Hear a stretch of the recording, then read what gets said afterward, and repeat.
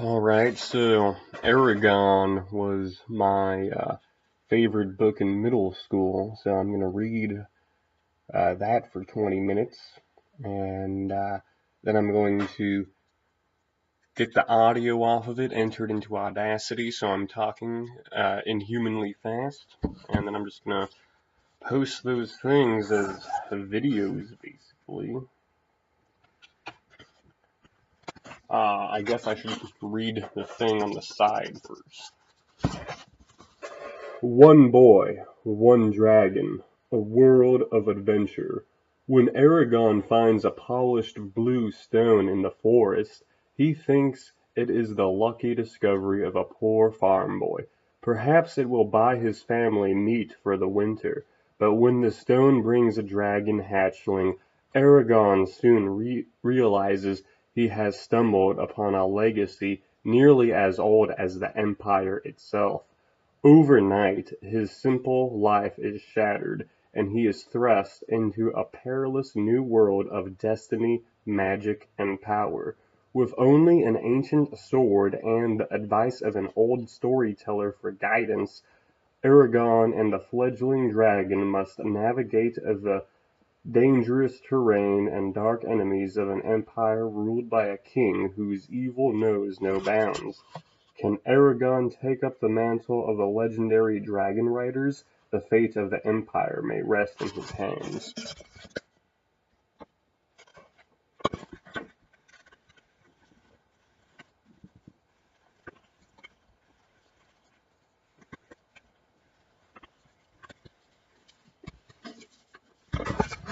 Prologue. Shade of Fear. Wind howled through the night, carrying a scent that would change the world. A tall shade lifted his head and sniffed the air. He looked human, except for his crimson hair and maroon eyes. He blinked in surprise. The message had been correct. They were here, or was it a trap? He weighed the odds, then said ickily, "Spread out, hide behind trees and bushes. Stop whoever is coming, or die." Around him shuffled 12 Urgals, with short swords and round iron shields painted with black symbols. They resembled men with bowed legs and thick brutish arms made for crushing. A pair of twisted horns grew above their small ears. The monsters hurried into the brush, grunting as they hid. Soon the rustling quieted and the forest was silent again. The shade appeared around a thick tree and looked up the trail. It was too dark for any human to see, but for him the faint moonlight was like sunshine streaming between the trees. Every detail was every detail was clear and sharp to his searching gaze. He remained unnaturally clear and sharp to his searching gaze. He remained unnaturally quiet, a long pale sword in his hand, a wire-thin scratch curved down the blade. The weapon was thin enough to slip between a pair of ribs, yet stout enough to hack through the hardest armor. The Urgals could not see as well as the shade. They groped like blind beggars, fumbling with their weapons. An owl screeched, cutting through the silence. No one relaxed until the bird flew past. Then the monsters shivered in the cold night. One snapped a twig with his heavy boot. The shade hissed in anger, and the Urgals shrank back motionless. He suppressed his distaste. They smelled like fetid meat and turned away. They were tools, nothing more. The shade forced back his impatience as the minutes became hours. The scent must have wafted far ahead of its owners. He did not let the Urgals get up or warm themselves. He denied himself those luxuries too, and stayed behind the tree, watching the trail. Another gust of wind rushed through the forest. The smell was stronger this time. Excited, he lifted a thin lip in a snarl. "Get ready," he whispered, his whole body vibrating. The tip of his sword moved in small circles. It had taken many plots and much pain to bring himself to this moment. It would not do to lose control now. Eyes brightened under the Urgal's thick brows, and the creatures gripping their weapons tighter ahead of them. The shade heard a clink As something hard struck a loose stone, faint smudges emerged from the darkness and advanced down the trail. Three white horses with riders cantered towards the ambush, their heads held high and proud, their coats rippling in the moonlight like liquid silver. On the first horse was an elf, with pointed ears and elegantly slanted eyebrows. His build was slim but strong like a rapier. A powerful bow was slung on his back, a sword pressed against his side, opposite a quiver of arrows fletched with swan feathers. The last rider had the same fair face and angel features as the other. He carried a long spear in his right hand and a white dagger at his belt. A helm of extraordinary craftsmanship, wrought with amber and gold, rested on his head. Between those two rode a raven-haired elven lady who surveyed her surroundings with poise. Framed by long black locks, her deep eyes shone with a driving force. Her clothes were unadorned, yet her beauty was undiminished. At her side was a sword, and on her back a long bow with a quiver. She carried in her lap a pouch that she frequently looked at, as if to reassure herself that it was still there. One of the elves spoke quietly, but the shade could not hear what was said. The lady answered with obvious authority, and her guards switched places. The one wearing the helm took the lead.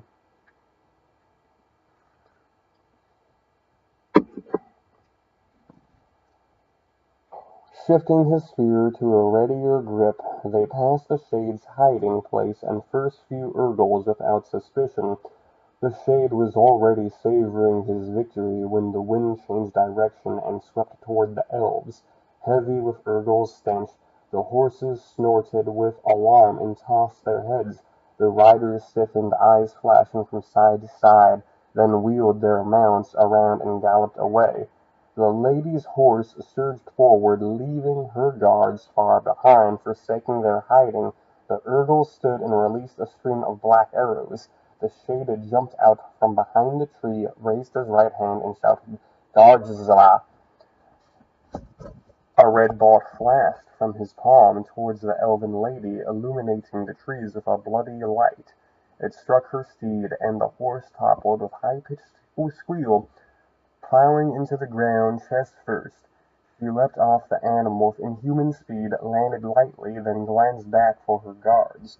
The Urgle's deadly arrows quickly brought down the two elves. They fell from the noble horses, blood pooling in the dirt. As the Urgles rushed to the slain elves, the shade screamed after her.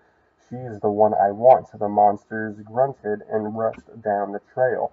A cry tore from the elf's lips as she saw her dead companions. She took a step towards them, then crushed her enemies and bounded into the forest. While the Urgles crashed through the trees, the shade climbed a piece of granite that jutted above them. From his perch he could see all of the surrounding forest. He raised his hand and uttered "Botek Istralia," and a quarter-mile section of the forest exploded into flames. Grimly he burned one section after another until there was a ring of fire a half-league across around the ambush site. The flames looked like a molten crown resting on the forest. Satisfied, he watched the ring carefully in case it should falter. The band of fire thickened, contracting the area of the Urgles had to search. Suddenly the shade heard shouts and a coarse scream. Through the trees he saw three of his charges fall in a pile, mortally wounded. He caught a glimpse of the elf running from the remaining Urgles. She fled toward the craggy piece of granite at a tremendous speed. The shade examined the ground 20 feet below, then jumped and landed nimbly in front of her. She skidded around and sped back to the trail. Black Urgle blood dripped from her sword, staining the pouch in her hand. The horned monsters came out of the forest and hemmed her, blocking the only escape routes. Her head whipped around as she tried to find a way out. Seeing none, she drew herself up with regal disdain. The shade approached her with a raised hand, allowing himself to enjoy her helplessness. "Get her!" As the Urgles surged forward, the elf pulled open the pouch, reached into it, and then let it drop to the ground. In her hands was a large sapphire stone that reflected the angry light of the fires. She raised it over her head, lips forming frantic words. Desperate, the shade barked, "Garjazlaya!" A ball of red flame sprang from his hand and flew towards the elf, fast as an arrow, but he was too late. A flash of emerald light briefly illuminated the forest, and the stone vanished. Then the red fire smote her, and she collapsed. The shade howled in rage, and stalked forward, flinging his sword at a tree. It passed halfway through the trunk, where it stuck. Quivering, he shot 9 bolts of energy from his palm, which killed the Urgles instantly, then ripped his sword free and strode to the elf. Prophecies of revenge, spoken in wretched language only he knew, rolled from his tongue, and he clenched his thin hands and glared at the sky. The cold stars stared back, unwinking. Otherworldly watchers. Disgust curled his lip before he turned back to the unconscious elf. Her beauty, which would have entranced any mortal man, held no charm for him. He confirmed that the stone was gone, then retrieved his horse from its hiding place among the trees. After tying the elf onto the saddle, he mounted the charger and made his way out of the woods. He quenched the fires in his path that left the rest to burn. I was going to go on for twice as long, but that was the first chapter, so we might as well call it there.